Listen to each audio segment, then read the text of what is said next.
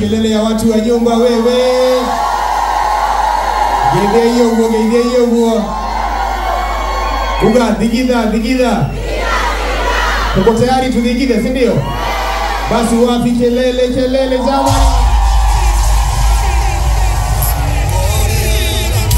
Dai dada ya gabitu dai dada ya baba dai dada ya mwenenga dai maka kage bubulwa tika giote imuni kwa sisi ogumatao